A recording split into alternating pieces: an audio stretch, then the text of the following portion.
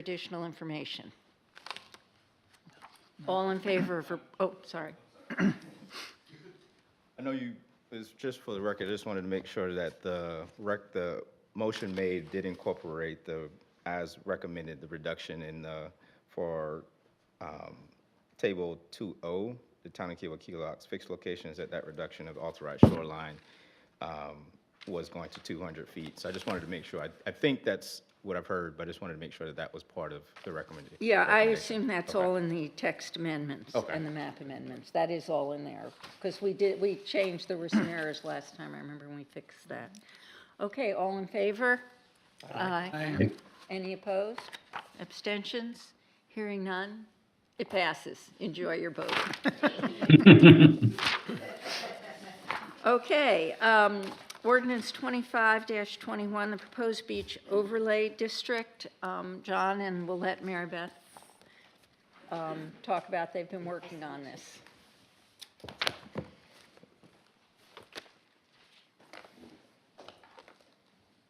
Yes, our second item for consideration, I'm going to just recant again our timeline of where we are with the proposed beachfront overlay zoning district, and then more so or less hit the sort of discussion points from our last workshop in January.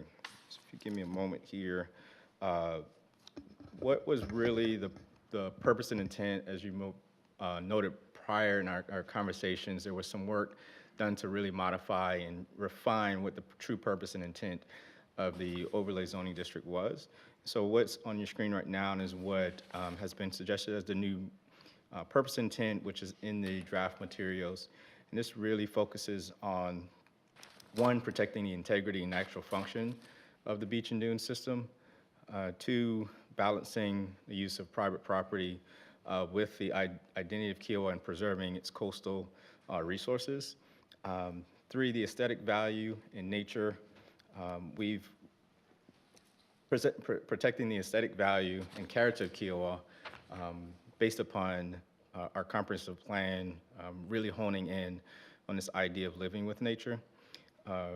We've discussed a whole lot regarding how much Kiowa takes pride in its wildlife stewardship in our ecosystem, and so this particular beach overlay wants to be able to preserve sensitive habitats, and that includes our maritime forests. Additionally, the encouragement of development practices that are consistent with the ability to adapt to changing conditions. In your materials, and even through our discussions in our last workshop, you'll see that we've had a number of conversations regarding the intensity or frequency of both named and unnamed events happening, and so this responds to us becoming more resilient as a community. Promoting the environmental stewardship, this is more so, I like to use the word pride. Kiowa has been a leader in the environmental frontage, if you will, of setting the stage for other communities to note of how we take care of our environment. And so this particular zoning ordinance or overlay definitely wants to adhere to that. And then the final is more so in the bucket of resiliency. And that just looks at future costs associated with erosion and storm damage. We want to be able to kind of curtail that, even though it's not a primary function of the town. Collectively, that's with the town, private property owners. We know the costs incurred post-storm. Any questions there on the outline of our purpose and intent that's been kind of refined? Just to recall just our timeline of where we are in this particular process, we started in 2025, and through a number of series of discussion, workshops, meetings, subcommittee work meetings, work sessions, we landed to here we are now in February, and where this proposed language that's been drafted has been massaged several times, taking into consideration the feedback and comments that we have received from different stakeholders. Won't go through all of the key factors because you have already been apprised of this through a number of work sessions, but so I'll jump ahead into what I think are more of the critical changes since the last time we met, which is the ordinance structure. Nothing in the actual ordinance structure significantly has changed from the established 2 buffer zones. Those 2 buffer zones are still, so what I'm calling the framework of the ordinance, and that's buffer zone A and B. Buffer zone A is, which is most seaward, is the most restrictive zone. As proposed, there'd be no structures allowed in this particular area. And then buffer zone B, which is a little less restrictive, does allow the property owner to improve that particular area, but it is restricted to 2 standards, height and the amount of improved area, and that's shall not exceed 20%. The other things are consistent regarding the prohibition of erosion control devices and beach walkovers being exempt. They'll still be subject to our municipal code and our beach regulations, as well as the state statutes. So here's just an overlay example of what that in illustrative form.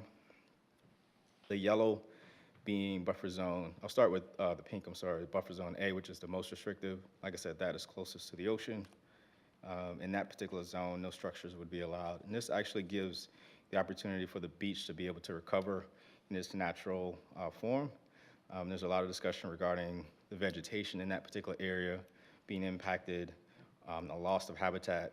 And so with this particular buffer zone A, it allows us to reset a new line, if you will, to allow the dune system to grow and actually naturally recover without any destruction to development or human activity.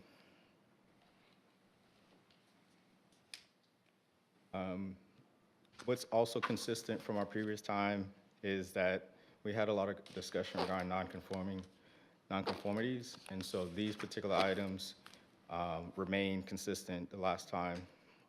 If there is an existing structure, they'll be able to maintain effectively, noting that those will become nonconforming structures.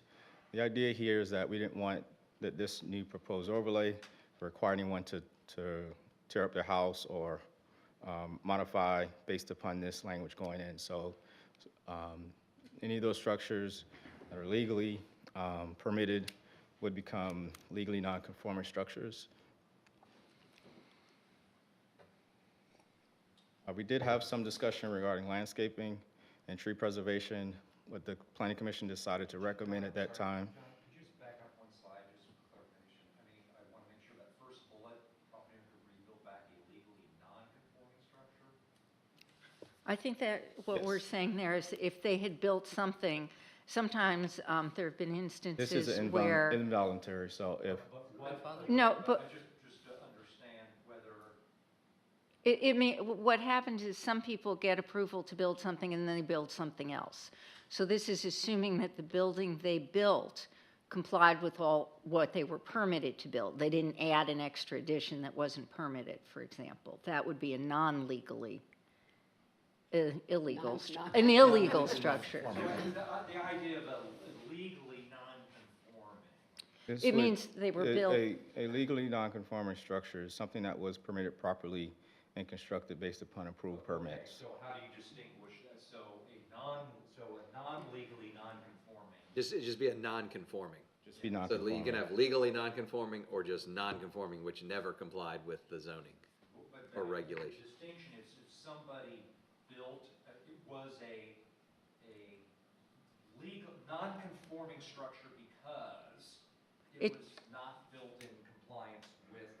So let's No, just- something if becomes I can slow down non-conform- and I'll walk through, I mean, I think example is, so if you have a permitted structure, a house, and those zoning designations or standards may have been altered, for example, our setback standards, many of the structures on island were built prior to our setbacks being in place. So those structures that were built with the setbacks coming after the fact, that is a legally non-conforming structure.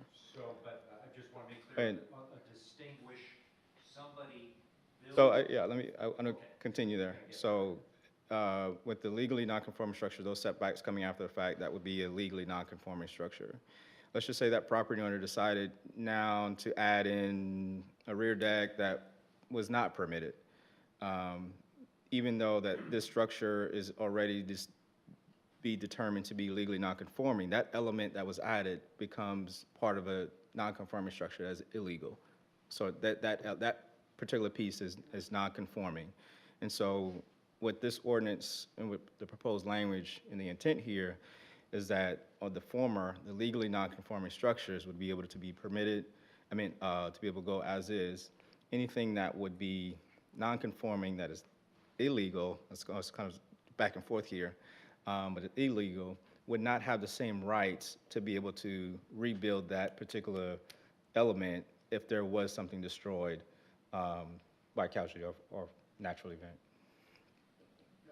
So I need to work with council and everybody just to make sure that you don't get wrapped around the axle, but is legally non-conforming and not legally. Yeah. A regular, just think of it this way, a regular non-conforming structure, and there are lots of them throughout the country, I think- become non-conforming. I think Brad understands. Okay. I think he's just But concerned that just our for language is anybody clear. who doesn't, it becomes non-conforming when, I think it's more appropriately, it was appropriately permitted at inception versus not permitted. Yes, consistently with was permitted. Exactly, Opposed to was built with right. Unpermitted. And some people just do things without getting permitted. And if that then becomes an illegally non-conforming structure. Or just, as Max Just said, it's just flat, straight up non-conforming. Conforming.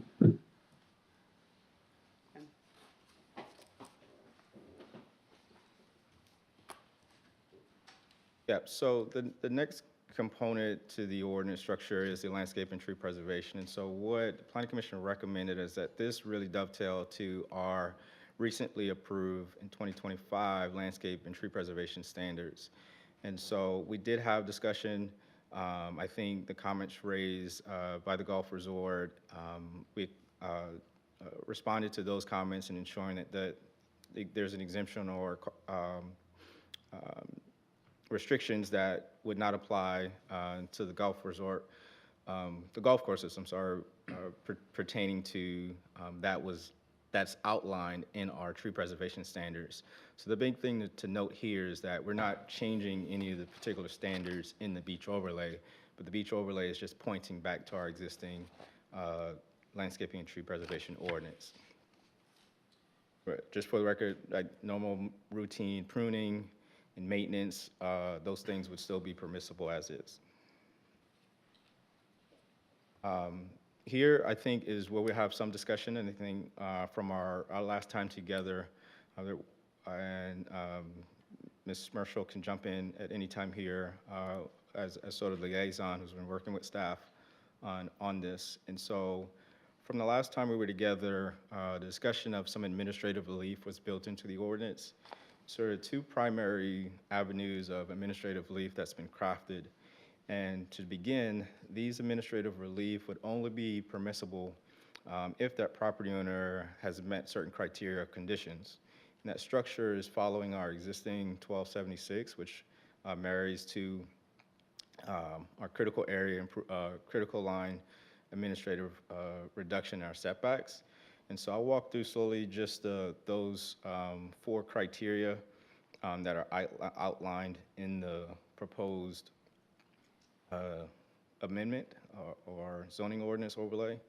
And the first being, if a subject property has greater than a half acre of highland, that would be the first threshold. And so for commissioners, I want you to just imagine that in order for you to get some of this relief, you have to meet all of these criteria. And so that first one, do you have enough acreage that's greater than a half highland acres? The reason being, someone who has, I think this should be the opposite. that's the opposite. I'm sorry, Yes, this should be the I opposite. thought it should be Not less greater, than. should be less than. If you have more than a half acre of highlands, essentially what our current code is in the rhythm or the intent there is you have enough acreage to be able to have as much flexibility, so there's no need for you to have any relief. And so my apologies, this should be less than a half acre there.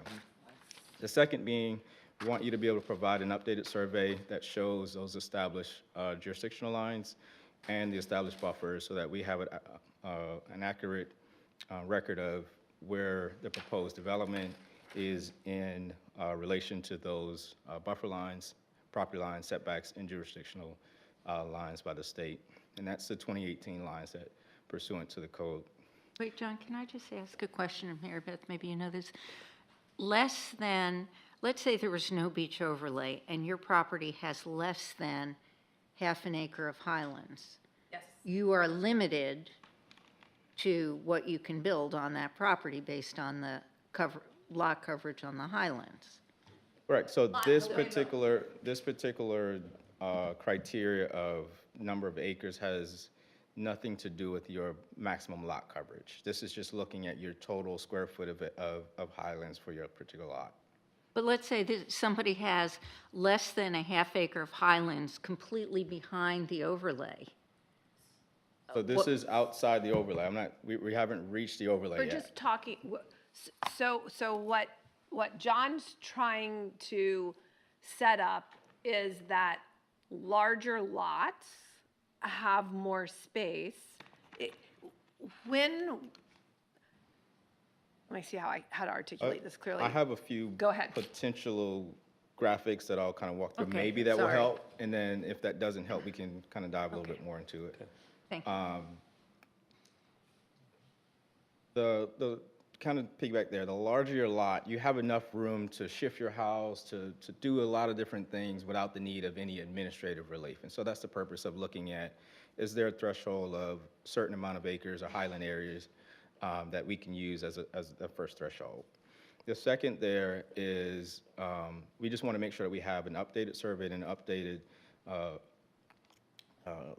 location of the essentially tools that we'll be using to evaluate the future criteria here, the buffer zones. And so it'll be on the property owner to measure out that 50 feet designations from the jurisdictional baselines. Buffer zone A, which is the seaward most buffer, if that particular buffer zone encroaches into your buildable area, that is the next threshold. And so what we did is look at that most restrictive zone. If that reaches your buildable area or your building area, that would be one of the criteria that we would allow certain relief. And then the final one is collectively between those two buffer zones, A and B, that particular impact is measured by 30% or more, then this particular property owner would be entitled to some administrative relief. And so the idea is that all of these criteria would need to be met, and then they would be able to have some relief from the planning director. So I try to show a few graphic cartoons here to kind of help illustrate some of this. Can I ask a question or wait until? Yeah. Why, or what's the thing between having A and B both impacting a property? Why can't it just be impacted by B only? Why does A come into play? I'm thinking if A goes up outside the property line, but B is intruding into it, is it fair to? Well, since that line is consistent, if A goes into the property, then you've got 50 feet of your property automatically being impacted by B, but actually more than that because A is the most restrictive zone. So if A goes into your property is more severely impacted. How many properties are we talking about here? Impacted by the, By potentially the less than half of acre of highland. That, the first threshold is that 30 properties potentially out of the section, one second. These are properties that are already developed? They have to be. Yes, I mean, majority of these, we only have do you have those stats pulled up? 6, I think, undeveloped lots in that The section. rest would, the majority would, in a wipeout situation, would still have the non-conforming or the legally non-conforming Right, force majeure exactly. treatment. It would be if you decided to tear your house down. Yes, Is it's- essentially what we're saying. If you redevelop by choice, you have to abide by these guidelines. Yeah, 30 lots out of that, what we looked at was those were truly impacted. 30 out of 45 would be over that highland, would meet that highland first threshold.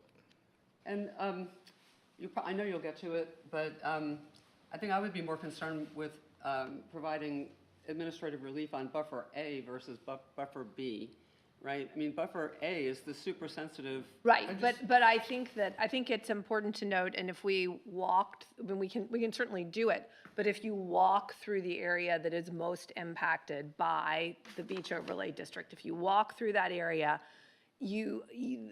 buffer zone A does not have a significant impact on a lot's buildable area. Follow? Yeah.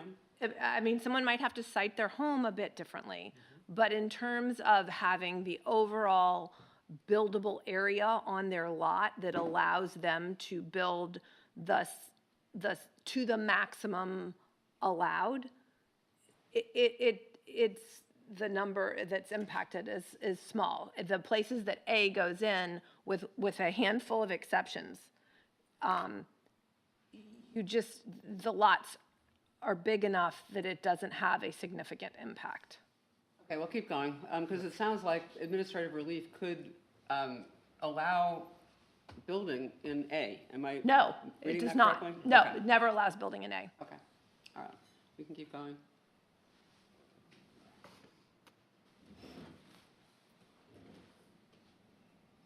Yeah, so what I wanted to do is just create a little cartoon to maybe help contextualize what the application of this is. So the first thing is I want to make sure everyone understands what we refer to as building area. It might buildable area, if you've heard those language, building areas as a defined term in our zoning code. That's the area in blue. So it's the area within your property boundaries that are established based upon the setbacks. And so what we're discussing here is the impact to really, in establishing these criteria, is truly impact to that building area. So what you see here, what you see here is, I'll start here. The area in blue, that first criteria that we discussed, the Highland Acres, let's just say it meets that criteria, we're moving on to the next criteria, which is buffer zone B being, buffer zone A reaching the buildable area. So you can see in the purple, buffer zone A, which is the most restrictive, actually reaches the buildable area. And just for the record, this little cartoon is not drawn to scale. It's just kind of to illustrate the purposes here. If buffer zone A reaches the buildable area, that's one of the criteria that needs to be met. So I think your question, Ms. Devine, why not look at just buffer zone A being the impact opposed to buffer zone B? Buffer zone A, when we look at across the impacts, there's not a substantial impact to the ability for the property owner to still use their buildable area just on buffer zone A alone. So we're looking at the aggregate of those two. And so what this allows for is if collectively both zone A and zone B impact at least 30% of that blue area, then we would have the ability to administer a 10% increase in the amount of coverage in just that zone B. So we don't impact what the property owner can do holistically, but we do allow them to have a little bit more flexibility in buffer zone B, which is more so or less the outdoor decks, pool, that type of area. Okay, that was my concern. It wasn't, it's really, you're saying that under no circumstances can administrative relief be granted that affects buffer zone A? Exactly. That allows you to build in Exactly. anything? Buffer zone A is still Yeah, I think off if limits. I'm hearing you right, we don't want to give back something in buffer zone A based upon buffer zone A is what we're really trying to protect. And I thought the first line of relief was going to be the setback that, It is. okay, so the setback. first line of relief is the 10 extra feet in the front setback. So I did skip over that because that question came up. I can go Okay. back to that. So here, if that first relief, which is administrative relief for front setback, if those criteria are met, then this essentially shows where their buildable area would now be increased closer towards the street by a reduction in the front setback. So now their true buildable area includes this portion here. So essentially, it can shift a little bit closer to the street side. Doesn't change what their maximum lot coverage or anything. It just gives them a little bit more flexibility in design. But that, and if with that front setback relief, they can get their lot coverage allowance, there is no relief in B. B is an automatic. B only So, comes into the- play if the setback isn't adequate to get them the The way appropriate the lot ordinance is coverage. written today, it's an and/or. So if the property owner desires relief on the front setback and the rear, that would be up to administrative. I thought the goal of this was to move everything back wherever possible, to not have encroachment into B. So could we So there find, isn't any encroachment in B. But what I'm saying is if the setback gives you adequate relief, then you do not get any encroachment in B. If the setback isn't enough, given your lot, then you can, I wouldn't So say, that- it's so- not either or. There's a There's- series of, yes. So what I'm saying is that is a design choice. So there's no way that we could administratively say the front, relief on the front setback is an automatic that they wouldn't be able to use the second relief.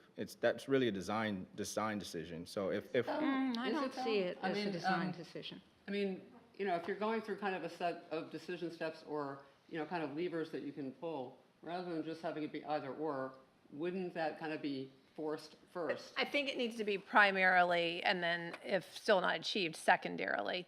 But Rob, I mean, you've got experience with design choices. Help us wrap our heads around this. I mean, yeah, I think everyone's going to rally around the intent to solve the problem. I mean, any But is designer. it but I guess too, do we need, I mean, if they don't, is it worded in such a way that John, the second thing I want to Can add is prioritize? the relief for the second criteria is only a 10% increase in buffer zone B. So the relief in that particular area is just allowing a little bit more creativity for whatever outdoor activities or patio, right? rear and deck, it that type still of is thing. subject Their to- primary structure is still going to be within the blue area north. if that makes sense. Because you've still got the height restrictions. Just because the height restrictions still apply in buffer zone B. It's the use restrictions in buffer zone B, period. I mean, that's going to Yeah, dictate. It's not to going to, you're not going limit to what build you a could house in put. B. Yes, you cannot still do build that your pool unless in it's a B. really short house. I have a question actually about that. And maybe you're going to get to it. I can hold it. It says, upon all criteria being met, the planning director may administratively approve 20% of 30% coverage in B. Right? And so, question: is that like an approved structure, or if somebody decides to put a lawn all through B, is that permitted? Well, Yeah, so going back to the ordinance, what we define, I think, improved areas are, which would include both pervious and impervious in the original. Give me 1 second, I want to make sure I get the language correct.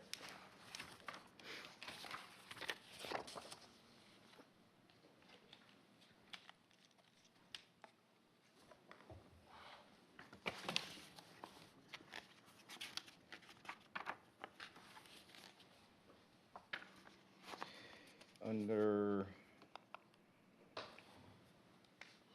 improved areas within buffer zone, B shall not exceed 20%. For purposes of application, improved areas would include physical alteration to the existing site involving construction and structures, paving, hardscapes, whether pervious or impervious. So it's really looking only at hardscapes. I think we can probably have I some thought- discussion on if anything. okay, I thought we had tied this back to the landscaping restrictions in such a way that they couldn't eliminate as much of the natural landscape that was there. Did we miss that? So you're saying, In Zone B as well. When you say natural landscape, you meaning that there could be no site alterations outside of 20% period? That means changing grading or anything of that nature? That's where I thought we were. Perhaps If the goal is to And- maintain maximum dune structure. right, well, yeah, Vegetation. right, but it's not just dune structure, it's also the vegetation. Right. Exactly, so that was where we were supposed to tie back to landscaping, and perhaps, I think some of it we've talked through. I think an application probably could be more refined to make sure we get the true intent of, and I think this is what the purposes of today Okay. kind of are, yeah. John, would another way to address that issue simply to elsewhere revise the code to include a parenthetical where there is an exception for at grade up to the property line, to accept beachfront or marshfront properties?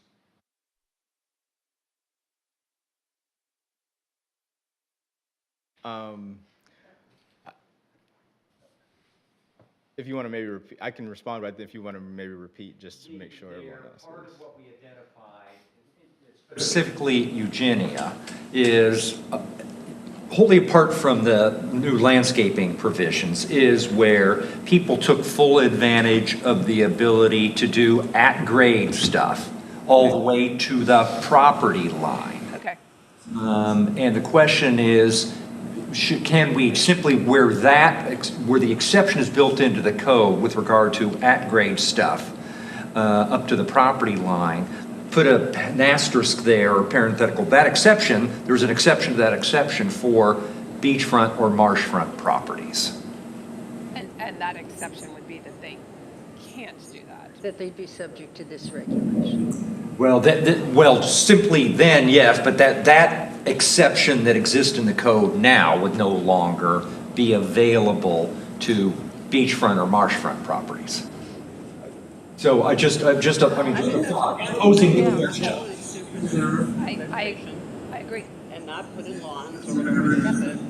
Yeah, that's a good idea. That too on zone A where it says no structures, do we mean no improvements, no alterations? So I think we're getting into something that would define, would need clarity between, to your point, is there structures, pools, decks, that type of thing, Patio, or whatever, yeah. just someone wanting to put in turf or lawn But in in that zone particular A, buffer that's zone? not want anything. supposed to happen at all. So, You don't want anything. It includes retaining walls less than 3 feet, for example. so, We've got to tighten up zone A's so, language. so your feedback would be encouraged here. So what I'm hearing is language that would, if we go to the actual ordinance language, more or less needed to be adjusted in both buffer zone A and B, because buffer zone A, what I'm hearing is more or less grading, no disturbances don't want essentially. anything, No, Right. no disturbances at all. Let me ask the question here, would disturbances pre and post, if someone was doing construction, and one of the things I thought there's, you'll see it in a future slide, what staff actually will be recommending also as we add into the zoning code. We naturally do this, but we want to add it into the zoning code is that we're consistent across departments, and so bringing in review for our natural resources environmental department to be able to review those dune impacts if a construction project is impacting those dunes. And so that's just some minor language that we'll add in as part of this overlay. So what would that look like? It would just- Someone I would go think from out at the beginning, middle, and end, or when? It would be how would it be? How doing would that work? permitting process of someone submitting for review. If we notice that that particular project's on the ocean front, we would ask Jim and his team to review to make sure, hey, look at this dune and deciding, hey, do we really have true impacts to what's being proposed here? Restoration, yeah. And so the question I asked that, so if someone is impacting that particular dune, are we okay, not okay with them being able to do their work and then restore how it was previously? That's the sort of a question, more or less, than. I would be curious to hear everyone else's thoughts. My initial thoughts would be, if that's in zone A, no. If it's in zone B, it could be entertained. But is that? But if we're allowing building in B, I just bring that up because operating in A, We would hope not, but I mean, is it practical? is that practical? I mean, that's I the don't- reason I bring it up, I the think it's practicality of it. practical, it's generally practical. We probably need to look a little more closely to make sure that it's, as much as we've studied that stretch, I feel like I should know off the top of my head, but, I mean, we probably need to double check. For some context, I mean, we've had projects in the past where we've conditionally approved site plan review on certain areas only being able to use hand tools as opposed to bringing in heavy machinery, those types of things. So, I mean, that can be done somewhat through that type of process, but what I want to hear from you all is direction regarding, is that a hard line of impact pre and post during that construction process, or someone being able to repair to the existing conditions during that What are the construction general activity? remedies if they don't? You know, Yeah, how do we enforce this is, I think, the most important thing. I mean, like, I hear the review, I'm assuming there would be some sort of photographic documentation and pre and post, and how do we define the sorts of remedies that they would need to have? Two things, I mean, one, you would have your grading plan that shows what the pre and post are, and then you would have your landscape plans to kind of to dovetail. So those are two documents that would be submitted as part of your review. Transparently, it would be difficult to sometimes administer because we don't have someone out there 24/7 with the construction on site. But I mean, from a practical standpoint, the line of where you see some of this impact, it will be blended because of just the nature of the dune structure out there. But to get back to your question on enforcement, what do we do? You could just refrain from giving a CO or something if people violated the rules? I mean, that's already in our Construction wheelhouse site if they're already. doing what they're not supposed to be. Okay. I mean, which I would kind be a of bummer. am in your camp of A being a very hard line and B having more flexibility. Just a question, I know this is not drawn to scale, so I'm trying to not, in my mind, have this be drawn to scale, although that looks like two houses, not that far from my house. What is the average lot coverage among the 30 properties that On we're talking Eugenia, about? we're talking Do you about have- Eugenia, Yeah. Oh, there's such a great differential, I think, there. and you I don't have think- a rough, I don't think we have a good, Yeah, I mean, in general, we're talking the 30 properties kind of at issue here. Is there any kind of average well, and lot I think, coverage the as it I exists don't today? think that you really have 30 they're properties they're that really. most all over 12,000, I would say, just because they all fall into the 33% category for lot coverage. So I can generally say majority of all that section will fall greater than 12,000 square feet for total size, total lot size. And I think most of them are closer to, I mean, I think 20 is more of a sweet spot, isn't it? 20,000 square feet along that stretch? 18, Yeah. I would be comfortable. Lot size. Would it be fair to say that certainly every new build or tear down and rebuild has been at 40%? That is gone right up to the 33% primary And the, to the 39.6% yep, secondary. it would Is the appear that way. 39.6% I mean, that's across the island, not just on Eugenia, Well, it wasn't, but that yeah. wasn't true Yeah. of many of the pre-existing. I mean, compared to the older section of homes there, but, I mean, What is the? most secondary? What is most the property 30 owners are maxing out with the allowable increase. What is the 30? It's the allowable increase that's built into our zoning code. That's the 20% on top of the 33%. So 33% really isn't the real maximum. Well, the lot other There's certain- 6% It's- is generally permeable, and I mean, it's, These are low walls, pathway, walkways, those types of things no, that will allow. they're, yeah. but- It's And more, 33% is the maximum it's more impermeable. softscape. Yes. It's not all pervious, most of it is, but it's not all I, Right. It could be walls. Yeah. And that's done at the discretion of the planning director? No, it's built into the It's built code. it's in there, yeah.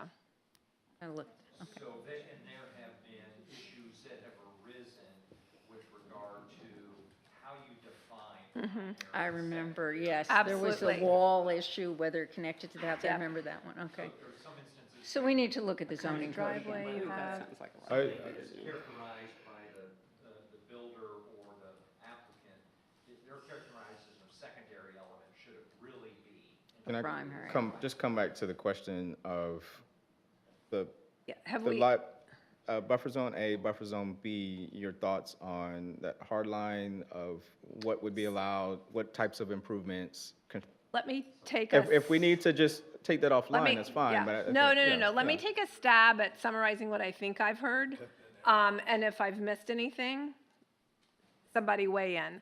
Okay, so first of all, I think that the mayor's comment on potentially a way to tie in some of the concerns with Zone B and what was allowed in terms of changes to Zone B that would not be part of the 20% or in some cases 30%. So we need to dig in there a little bit more because what we want to make sure of is that we keep Zone B as native in terms of landscaping as possible to preserve the integrity of the island as a stabilizing force. So that's what I think I've heard on Zone B. Did I miss anything on Zone B?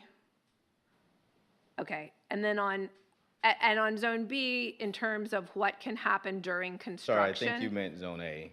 No, I meant you Zone meant Zone B. B. I meant Zone B. I meant Zone B. And then I think during construction, we need to clarify what we think should and shouldn't happen in Zone B during construction. But I think we recognize that we probably need to allow more in Zone B than we would in Zone A. Yes. And then I think it's pretty consistent that Zone A, we would kind of characterize as a no-touch zone in terms of landscaping, in terms of construction. We would prefer that construction not be in there. If we go back and review and it just doesn't look like someone could construct a home on a certain lot, I think I'm hearing that we would want to consider construction methods in those cases. But we've also got to figure out how we enforce these standards. Yeah. Okay, I asked this question at the workshop, and I thought I heard the right answer, but I'm still not clear, because my question is, how many lots, if any, does Zone A actually go beyond or into the setback okay. of the buildable area?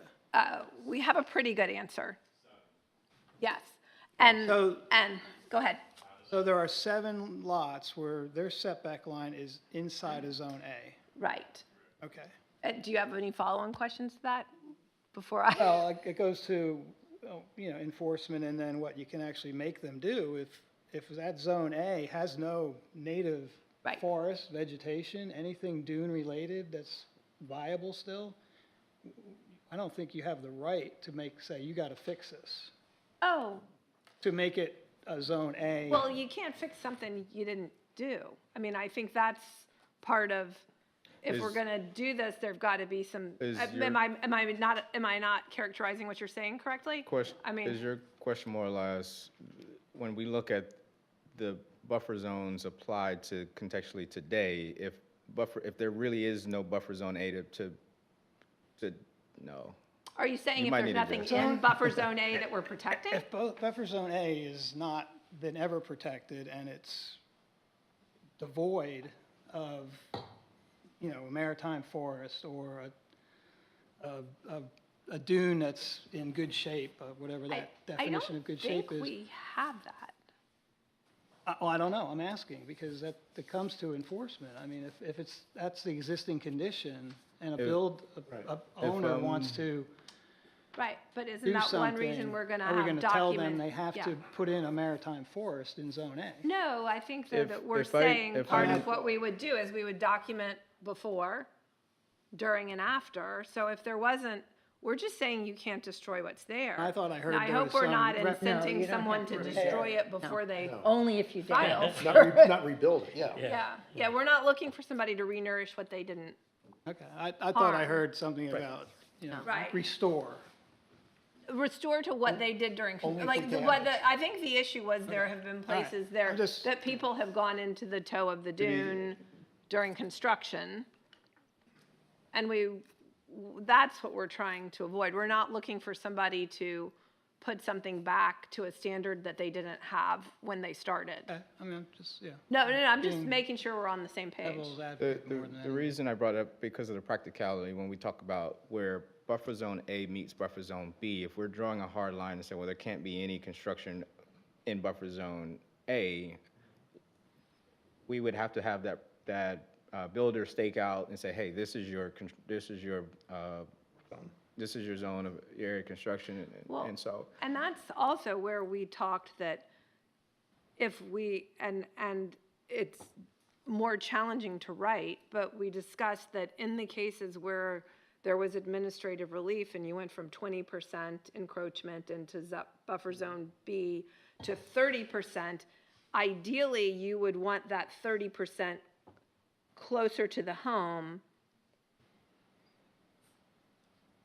which also means you're further away potentially from dunes, and it makes the construction, or construction term, using that loosely, less invasive into the parts that we're really trying to avoid developing. All right. Yes. Can I ask a question? Sure. Only because the graphic is up. What is the black line zone? That's the remaining. So the hashed black, yeah, so that is the actual overlay zoning district. So it shows every property that would be subject to the overlay. I thought the overlay district went 50 feet, 100 feet, and then another 50 feet No, 50/50. from the baseline. So any property 150 feet from the baseline is subject to the overlay zoning district. The red line is the baseline, right? Correct. Well, why is the black line in excess of 100? Because those properties That's are the already property in the zone. boundaries. He's just showing, It follows the property boundaries. It's just illustrating. Impacted parcels, yeah. yeah, it's, So it's just information. Are you're asking like up here, why would that be shown? Right. Because this, let's say, what's it, 39, this particular property would be subject to the overlay zoning district. The entirety of it? Yeah, It's not 150 feet. no, no, the actual buffer zones is the buffer zones, I think, is really more your question. The actual standards that would be applicable and more defined are the buffer zones. That's the pink and yellow area. But the actual overlay just says this property needs to go look at these standards because it's located within the overlay. Yeah, it's just the buffer zones that people need to be concerned about when it comes to building. This is just saying these properties have to look at the overlay. it doesn't mean that It's the, think about it as a boundary. That has no meaning from a regulatory standpoint. no, exactly. Yes, Just it does. Because every parcel that falls within this black, even if, let me go to another section of the code where the buffer zones don't impact on the west end. I'm sorry, you skipped through the center. Oh, yeah, no, okay, I see. I'm just trying to, But I understand the discussion is focused on the purple area and the yellow area. I get it. I understand that. I don't understand the graphic. Well, What's it trying? because, Mark, part of your relief as a property owner there, if you checked those handful of boxes that we walked through, the half acre, the buffer zone A, part of your relief is gonna be the back edge of your property line, or the No, landward edge. no. So, Mark, your question is, what is the purpose of the black area? The purpose of the black area is to define every property that's subject to the ordinance. Even if they're, Right. So you're, correct. like 107 there, their property isn't impacted directly by the overlay, but they'd be subject to it. So John, maybe I think you were going that direction. Maybe it'd be good to show examples of, are there properties that are not subject to the ordinance? Correct. So this is further east. This is along Flyway where you see, make sure that they're cleared.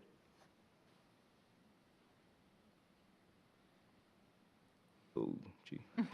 Oh, What I want to do is be absolutely certain that those property boundaries aren't included. So all of these properties here along this stretch would not be subject to the ordinance. Is because their property line is north of or? Their property line is not within 150 feet of the baseline. Who owns the rest of that land then? This here, Yeah. this is community association. That's Kika stuff, yeah.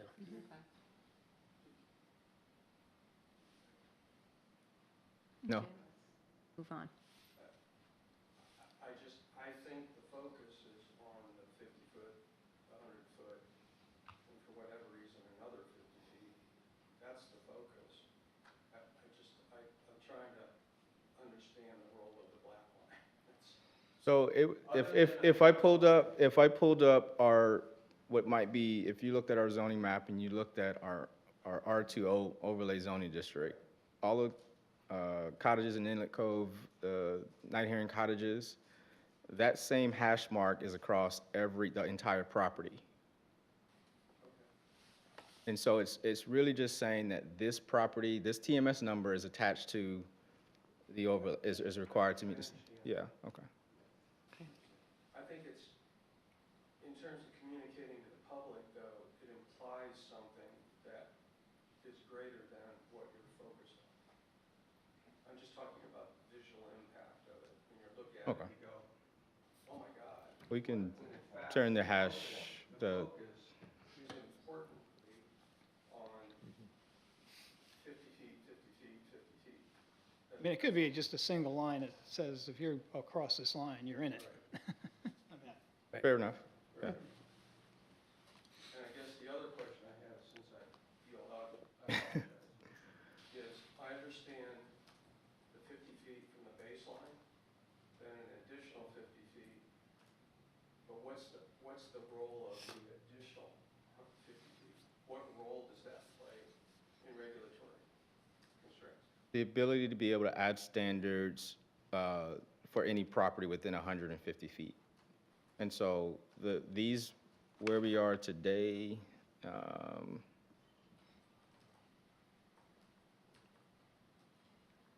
you can see that these particular properties, let me explain it. I'm trying to make sure I communicate it in a way that is,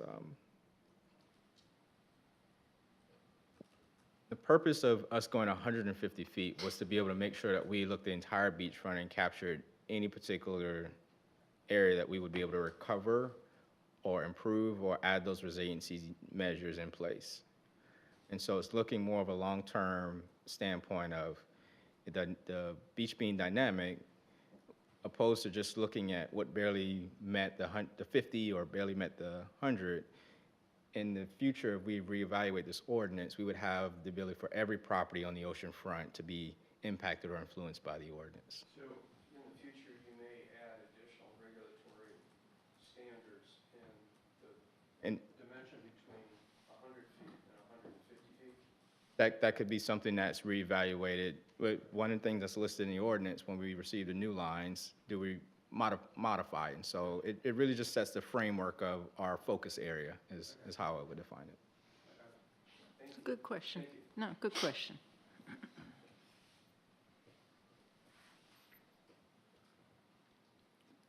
I've heard, you want to I heard your recap, so if there was anything additional to your recap on the, just really us going back to touching both buffer zone A, buffer zone B, really refining, and I think we could maybe massage language and bring that back to the commission to kind of, based on what I've heard. Are there anything outside of really that particular sort of subject or arena? Oh, and I think you're going to come to us with a modification to the, Yep. to the other regulation to exempt marshfront and oceanfront properties from their exemption. We're going to change, that's Yeah, I one want of our to rifle make sure I shot things. understand how we do those exemptions, but, So I just, you'll look, I pulled up 1264, which is the setback provision.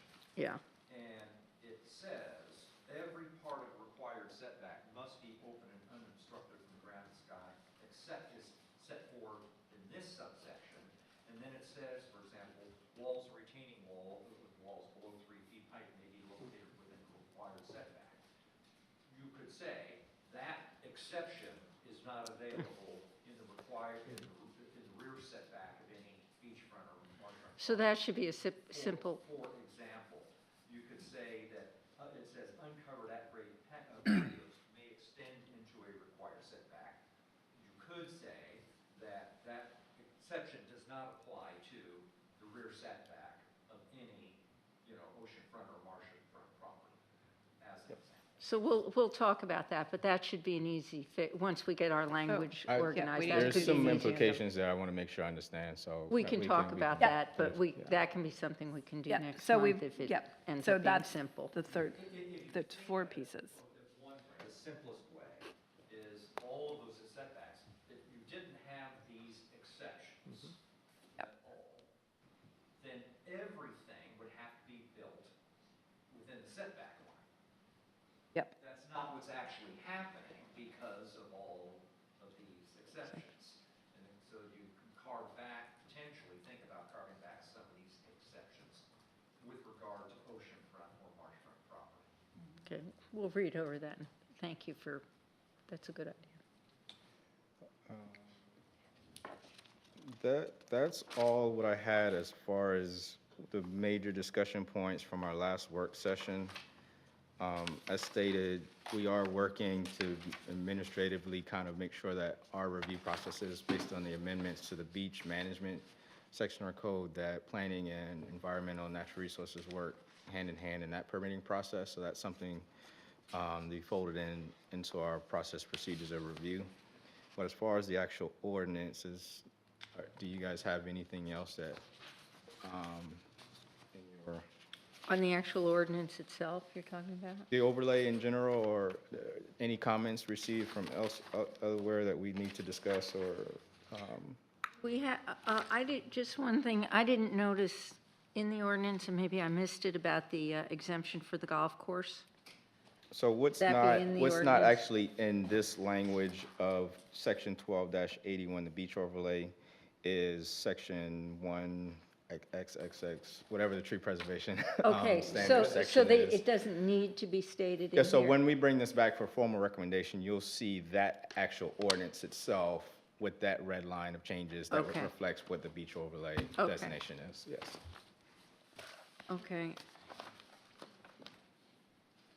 And I'm still not comfortable with the and/or on the front setback versus B. I thought that was captured in Mary Beth's action. Yeah, I think You're gonna we take need care of to that. somehow word that, so. Okay.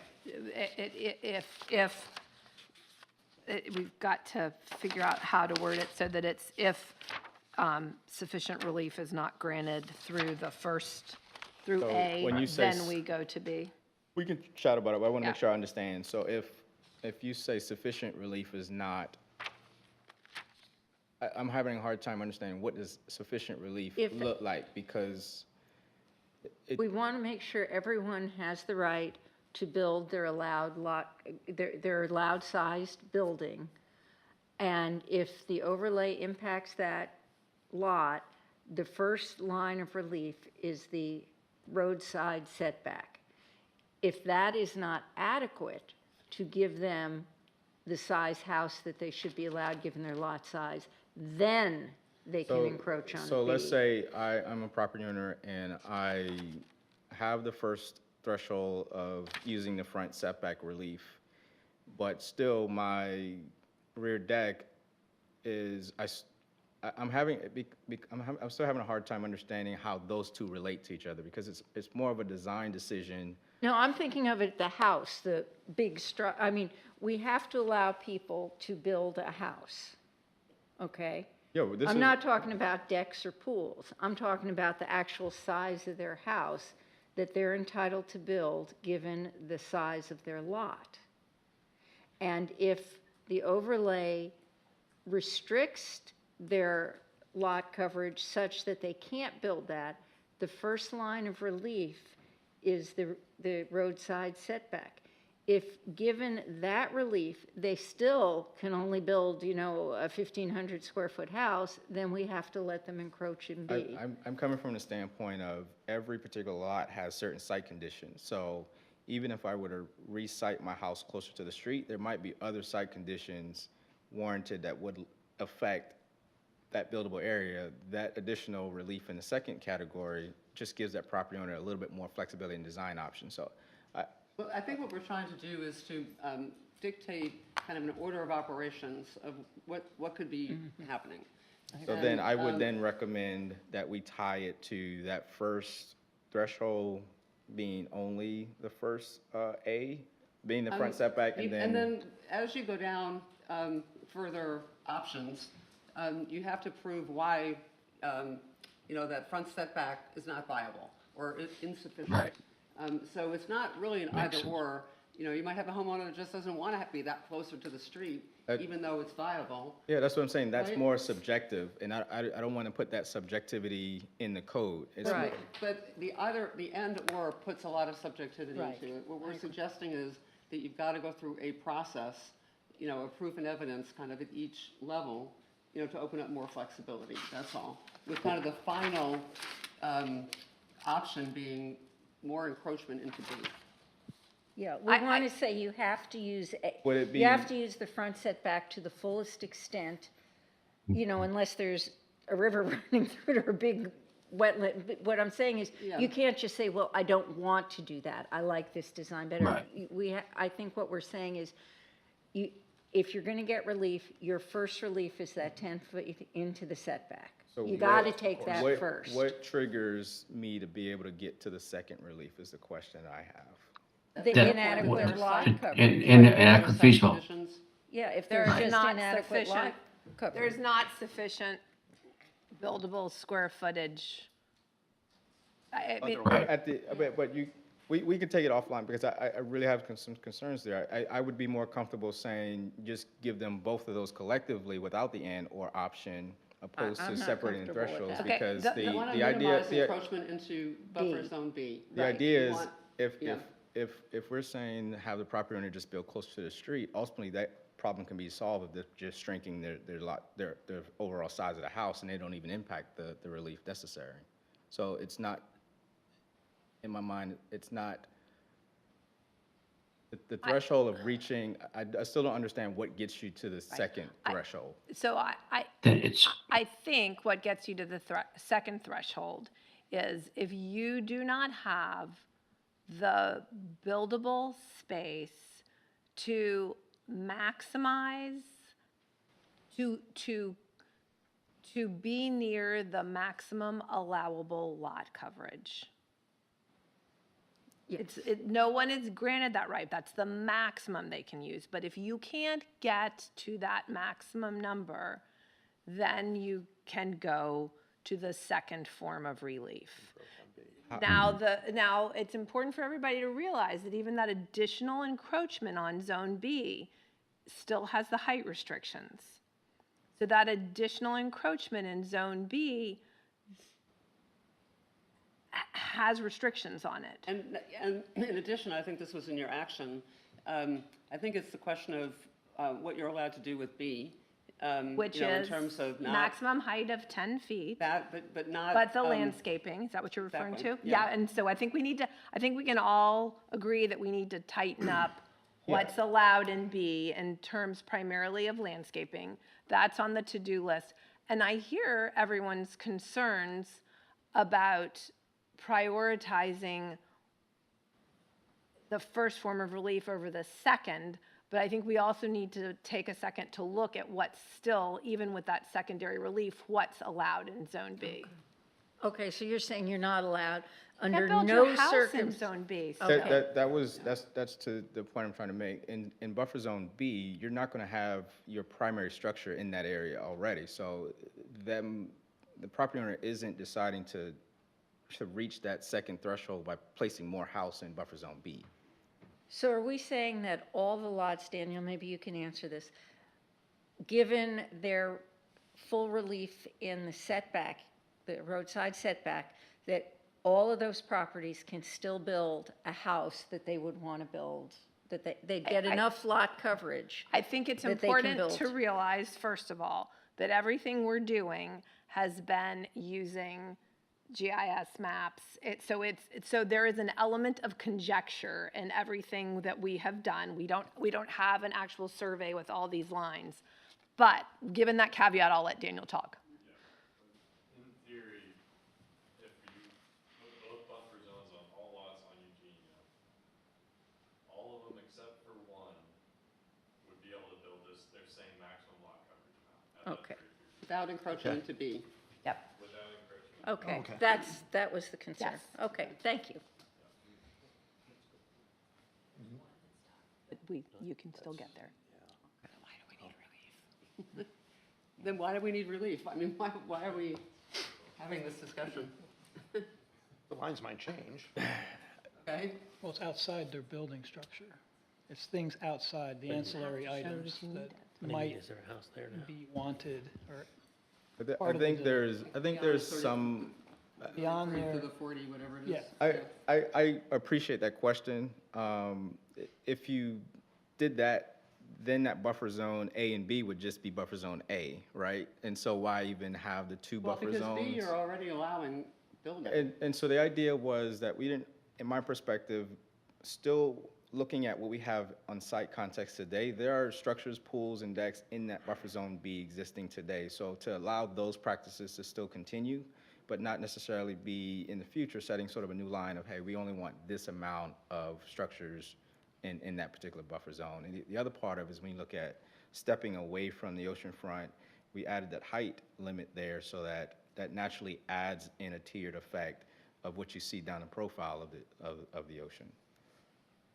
But valid question. Okay. Do you have anything more, Mary Beth? I think we've got another question. I'm sorry, can I ask another question? Sure. We're fortunate to have an island that's accretion. Dynamic. Substantially accretion. No, I totally agree. After a fair amount of history about, except for, and there've been presentations by the mayor and others of this potential erosional in Eugenia along that section. I guess if we were to pass this ordinance and this year the state updates those baselines, we might possibly expect a shift in the baseline in the Eugenia Avenue area? Is that, So anticipate that at all? the ordinance would require us as. No, he's asking if you anticipate a change. Oh, do we anticipate a change? Yeah. So I've studied a little bit of where the state has completed in the southern section of the beachfront new lines, and they look to be pretty consistent with the existing. That doesn't mean in front of where Kiwa is, but looking at further south where they have completed that phase one, the lines look pretty consistent where they are today. And it's been a while ago, but my conversations, I was told that they did not anticipate any changes. Yeah, I mean, as I said, historically, for at least 40 years plus in terms of keeping records, we've been fortunate. We've been very fortunate. And there's no suggestion as to the dynamics of the East End, which attributes to the accretional nature of it, or Filey Island. So I think Generally we're going to. And I think what This is like talking about a no-hitter, though. I don't want to talk. No, you don't want to talk about it, and you don't want to ever say that we've been lucky with storms. Right. And I think what John was saying is that part of this draft is that within 120 days of the establishment of the 2026 survey, once it goes into effect, I'm not sure exactly what that day is called, but once it's official, that we will re-examine. And just decide if we're still in a good spot. Any further? I would just say thank you for your patience on this, of us kind of working through. All right, so next steps. Yeah. Yeah. Well, I we've think got 4 buckets here. ideally, so we'll meet offline. You're going to I'll work on stay it all. point on this. Then we will hope to vote on this at our March meeting and send it to town council. Does that timing sound good to everybody? That's reasonable. I don't want to push. No, I think that's reasonable. Yeah, I mean, we want to get it as right as we can. And I'll just say for the record, if there are additional comments, we welcome those. We've had this as our opportunity to submit additional feedback, so thank you all. Yes, Yeah, so if anybody watching has any additional comments, questions, concerns, please send them in. But our goal is going to be to finalize this and vote on it at our next meeting. Unless the mayor thinks there's any reason to do it sooner. No, okay, fine, thank you. All right, that's it for that agenda item. New business, election of 2026 officers. We need a new chair, we need a chair. Their nominations. Yes, I'd like to make a nomination. Over the past year, you've guided us on comprehensive plan, use regulations, communication towers, design review board. We've got a lot done. I think we'd all benefit from Joanne's leadership for the next year as well. I nominate her for chairman. Second. Any others? So I don't think we need a roll call. All in favor? Aye. Aye. Thank you very much. I appreciate the confidence, and I love this group. I love that everybody is contributing and has different skill sets, and I look forward to working with you all. With that, we need a new vice chair. Nomination for vice chair. I'll nominate Jean Babinek. I don't have any eloquent speech to, but I think he's really good and he writes well and he always digs in. So I think he'd be a good job. He'd do a good job. Keep I us would second that. Second that. Okay. All in favor of Mr. Babinek? Aye. Aye. All right.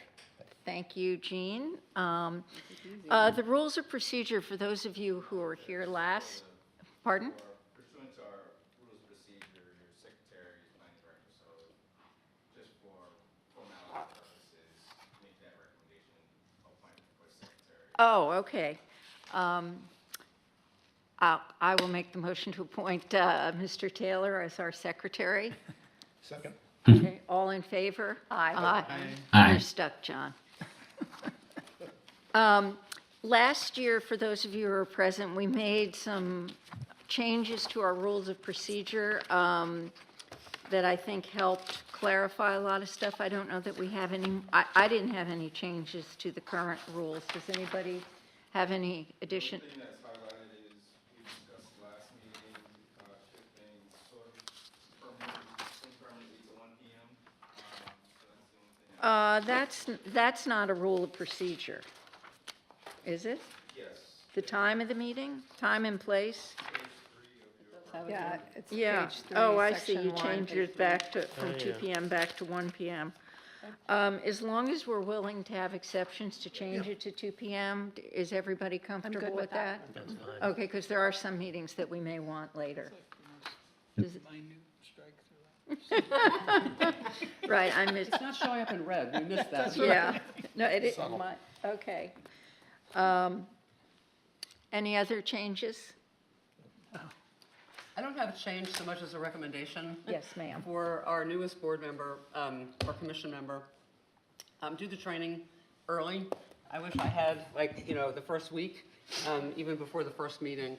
There's a lot of it that you could argue could be speeded up quite a bit, but I found some of it to be really valuable. And so I would recommend that. Yeah, and kind of as a point of going Yeah. forward. Yeah, and Bob, you can do this online. It's a 6-hour thing, so you can. Yeah. I know when I did it, it helps for me personally to focus an hour and a half or more, three at a time, rather than 6 hours straight through. But John Taylor will be working with you on that to get you trained. Yeah, thanks, Joanne. I already talked to him earlier this week about that, so we'll get that done, and certainly before the next meeting, but sooner rather than later. Okay, so can I have a motion to approve the rules of procedure as amended? So moved. Can I make one more suggestion? Oh, sure. In section 3 under officers, election of officers, which y'all just did, it says the town clerk will serve as the secretary for the commission. That should probably be changed to planning director. Oh, wait. Be consistent with your prior language. Yeah, I see that.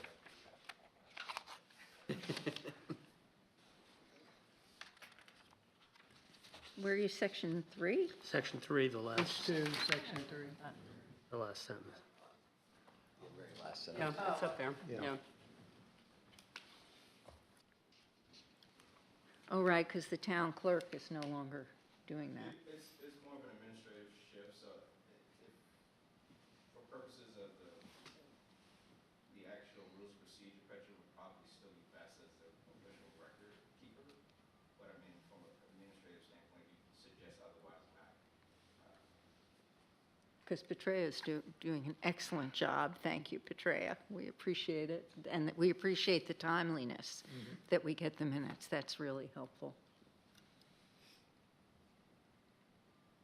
I think it's probably fine. This actually, section 3 doesn't even, it just says the town clerk will serve as secretary, so y'all may want to just withdraw your vote appointing John to that.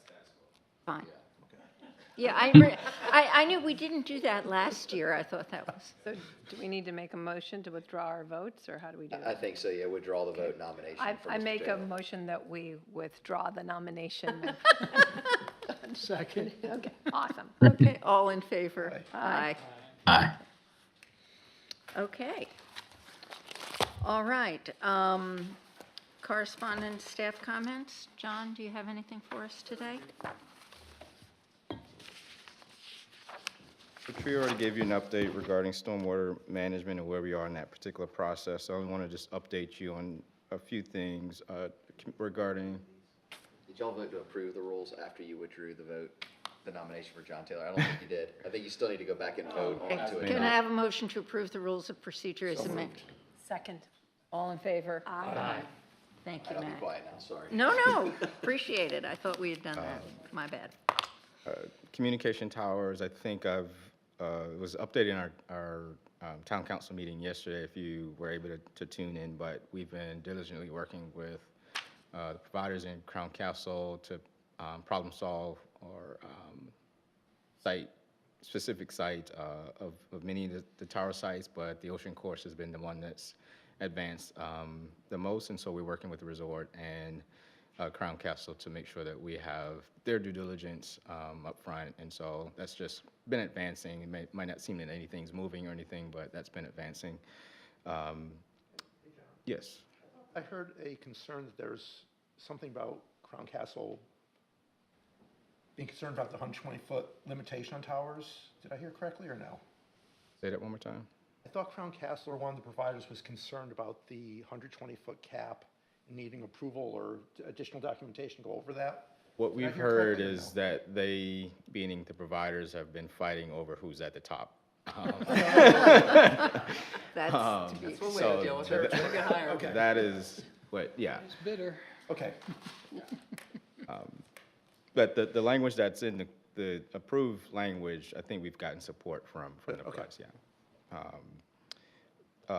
Also the mayor gave a brief update on the status of Upper Beach Walker. Those development projects are going through our building review and anticipating that they will be approved or at least near to be approved in their review. That's the Upper Beach Walker projects that went through our mediations, I feel like almost a year or better now. But those, just a status update that those are near building review approval. And I gave an update on our last meeting. I have a draft of a framework that we've been discussing very loosely with the Charleston County Town of Seabrook regarding urban growth boundary and intergovernmental agreement.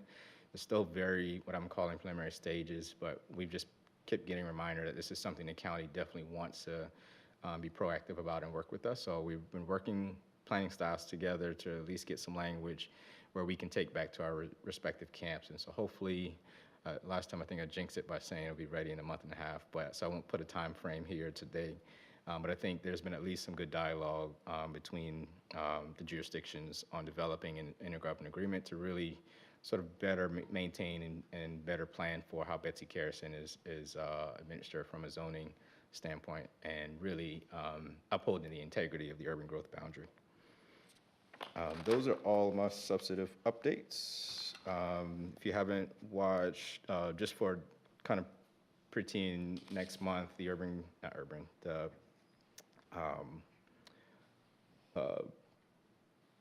recommendation for the combination of the Tree Preservation Board and Design Review Board. We pulled that from our town council agenda. There's a lot of moving parts, as you might be aware, regarding that. We're still waiting appointments of membership to that particular board, which we'll hopefully have between now and next month's town council meeting for appointments for the Design Review Board. There's also some tangential discussions regarding the community association and that transition, and so just kind of stand by and I'll send updates accordingly, but that's all I have, Madam Chair. Thank you. Any other public comments? Commissioner comments? Bob, do you have any comments? No, just thanks. Very helpful. Look forward to working with you all in the coming months and years. Happy to be a part of this. Thank you. Rob? No. Cindy? None. Mary Beth? Nope. Welcome, Bob. Welcome. And with that, thank you, everyone. Can I have a motion to adjourn? Move to adjourn. Second. All in favor? Aye. Aye. Thank you very much. We are adjourned.